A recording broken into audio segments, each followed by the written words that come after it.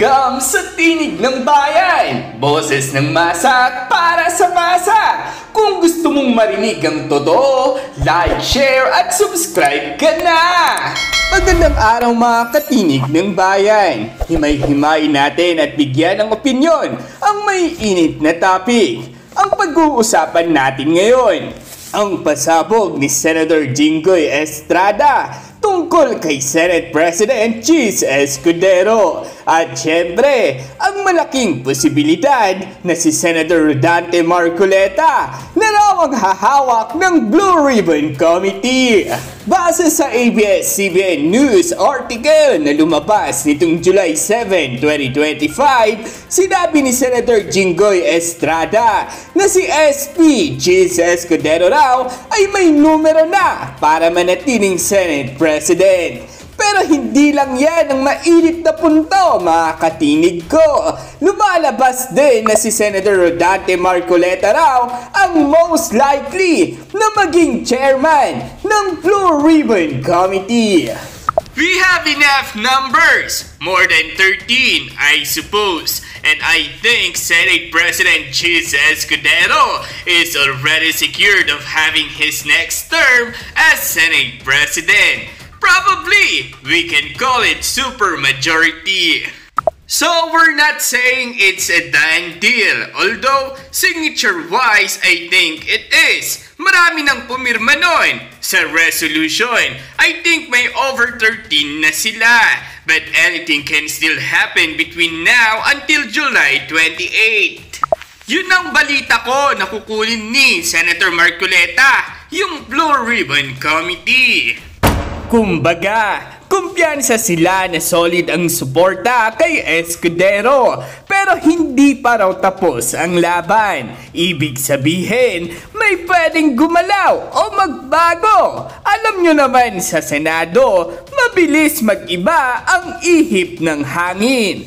Kung totogang mananatili si SP Escudero sa trono, ang tanong, anong magiging epekto nito sa balanse ng kapangyarihan sa Senado?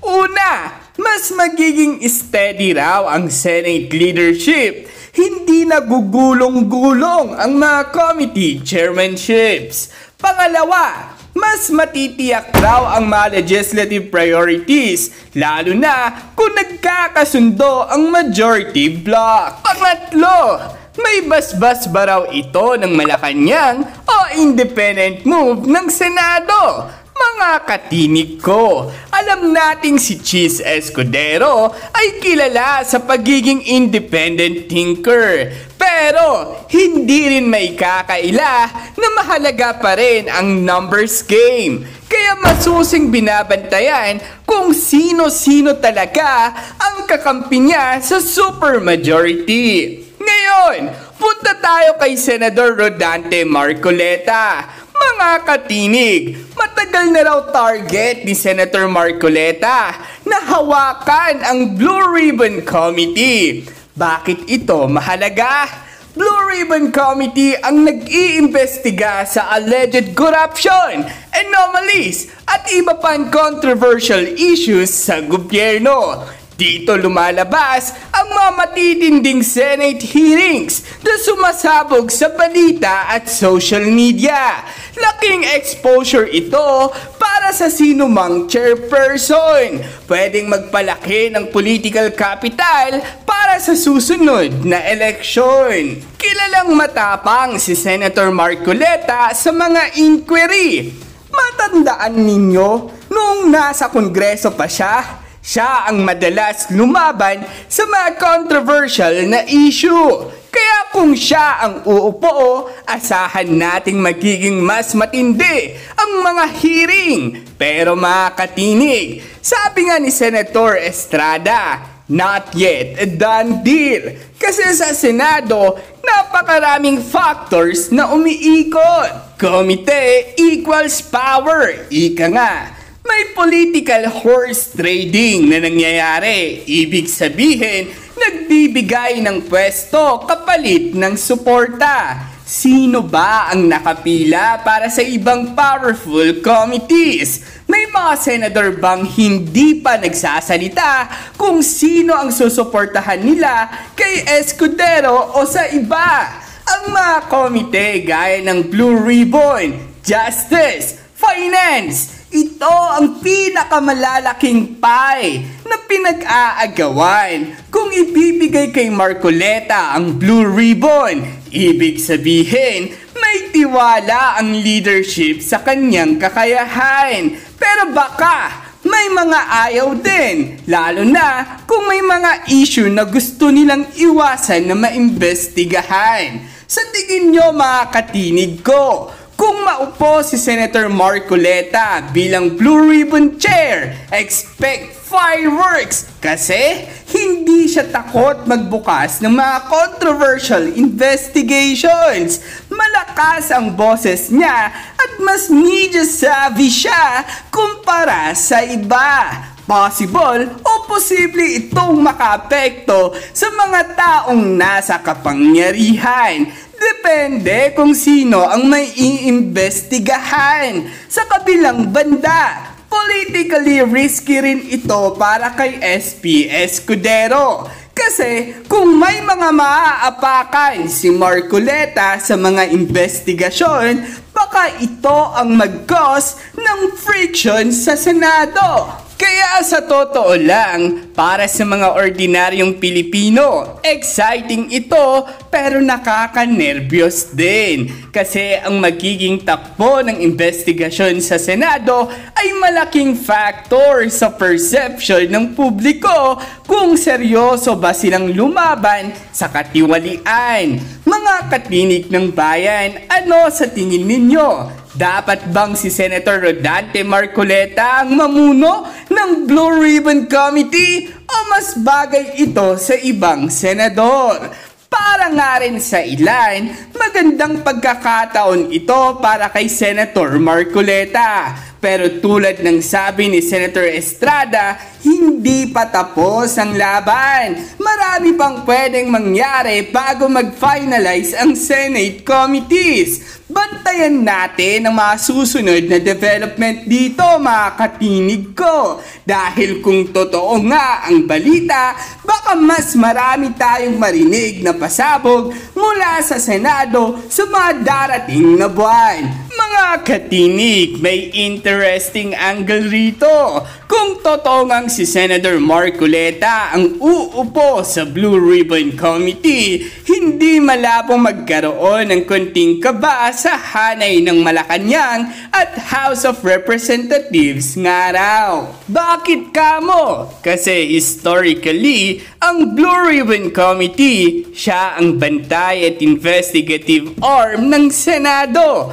Kung may anomalya raw sa mga kontrata, mga budget, o mga questionable na transaction, sila ang unang mag-iimbestiga. Ngayon, alam naman natin na karamihan sa mga proyekto at pondo ay nasa executive branch na sakop ng mga appointees ni Pangulong Bongbong Marcos Jr. Hindi rin malayo na may mga issues na baka makuryente, lalo kung magiging masigla at agresibo si Senator Marcoleta sa pag-iimbestiga. Dagdag pa dyan, may mga nagsasabi raw na baka hindi raw solid ang political alignment ni Senator Marcoleta kay PBBM at kay Speaker Martin Romualdez.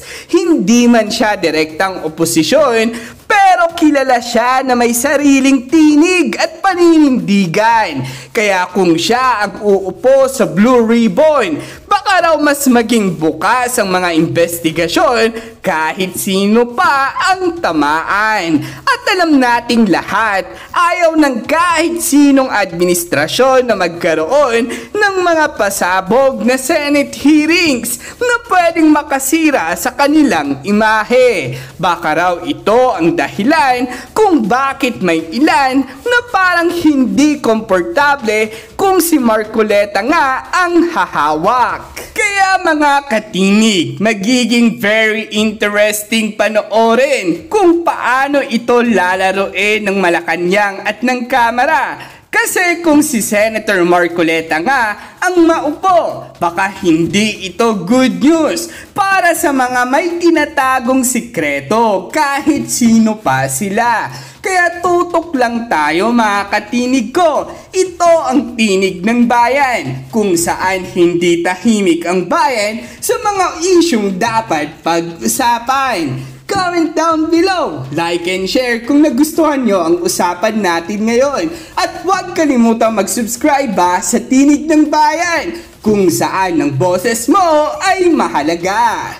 Samantala, sari-saring komento nga rin ang lumalabas mula sa mga netizens patungkol sa isyong ito. Sabi pa nga nila, good news yan! Tama lang si Senator Marcoleta ang Blue Ribbon Committee para kung hindi kayang buwagin ni BBM ang mga kawatan sa gobyerno ay taong bayan na ang susuporta sa ating mga senador.